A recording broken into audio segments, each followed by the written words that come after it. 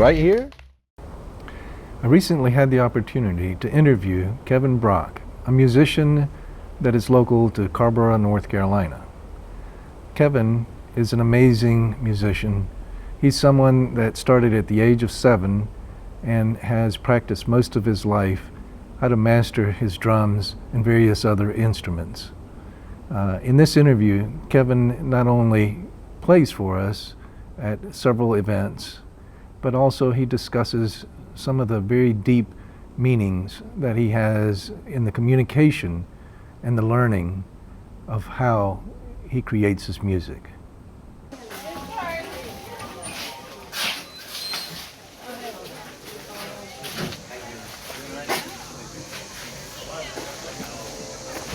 For anything just ever.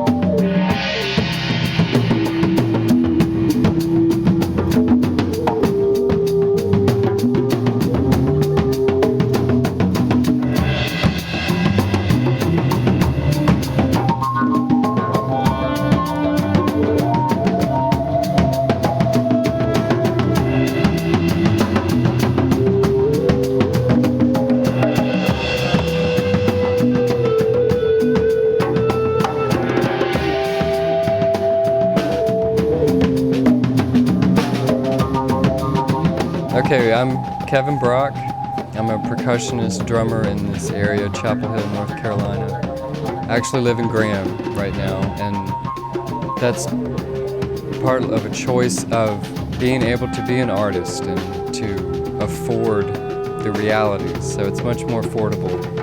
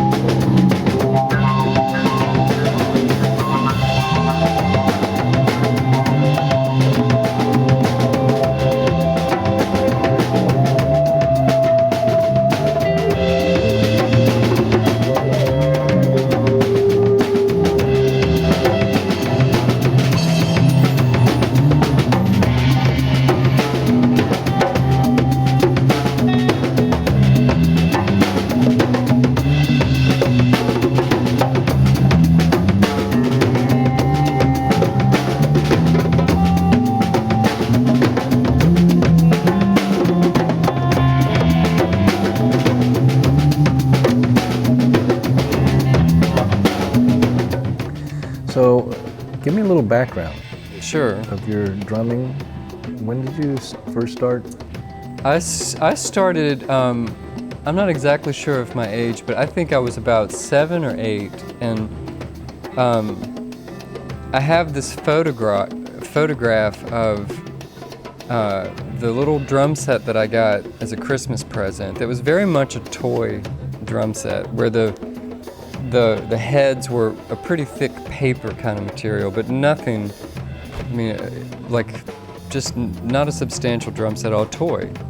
And I'm coming down the basement stairs and seeing this drum set, and I'm moving towards it. And that was a photograph that was caught, and I have it, and I treasure it because I can see this moment in my life when I'm like, oh, there's my thing. And so I started at that age, and my parents had 8-track tapes of, one was the White Album, and another one was Dick Clark's like greatest bandstand hits. It was all this stuff like Run Around Sue, and you know, I was just happy to play whatever was there. So I'd put it in, and I would play the snare drum with the lyrics, like da da da da da da da da da da. You know, I just didn't know what else to do with it, so I played to the lyrics. And if somebody was holding out a note, I would just figure out how to roll. And so that was the beginning of me learning how to play, which I think has impacted why I want to play so melodically, which is also like the downside of my playing. Sometimes my weakness as a drummer is saying, okay, I'll hold that roll. I'll do that part while everybody else, you know, it's like I want to be in on the melody, and it can be a problem, you know? Sure. Yeah. Sure, because drummers, I guess, usually are the timekeepers. timekeepers. Yeah, exactly. I mean, it's like, so, you know, at this point in my playing, that's what I'm working on, is making sure my time is together, which is backwards.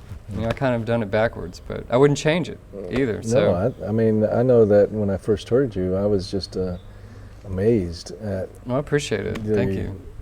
Melody that you were carrying. Well, great. That's what I am hoping to accomplish. Now, I'm sure that this is not an easy thing for you to pursue as a single performer. Yeah. I mean, usually you think of drummers as being part of a group. Yeah, you know? absolutely. But right. you're in a place where you are your group. I mean, you can pretty much stand on your own. So how are you seeing that developing? Well, I mean, you are meeting me and catching this at the beginning of it, where I'm still at a point where hearing you say it, I'm like not convinced that it's happening yet, because there's only been 3-4 gigs where I have just brought myself and let myself think it's okay to bring a whole lot of stuff. I would think before, like, oh, you don't need all that stuff, but I actually want it and I need it, and I have more of a palette, to paint from. And like playing for the hoop convention, I mean, I loved that so much, but that's not a common thing. So there's that challenge of, well, how do I do this on an ongoing basis? And I did it once at a restaurant where people are having dinner, which, like, I didn't get any applause that evening, but nobody left. And they did say, I heard some at the end of it, people appreciated it and it was perfect for their evening. One gentleman, he hadn't seen this woman in over a decade, and they were having an important meeting, of seeing each other. And I was able to drum it was like 3 hours of playing, and I was able to find that place where it was nurturing what they were doing and not interrupting conversation and all that. And in a way, that's not glamorous, but to me, that is as big a deal as anything, where it's like, what is the connection that's possible at that moment? Like if people are coming to eat dinner, and sometimes I've played with musicians that feel dissed or not appreciated because nobody's listening to them. Well, they didn't really come to hear you that night, It's like they want to be nurtured, they want to eat dinner, and, on another occasion they'll make space to go absorb some jazz or whatever it's going to be.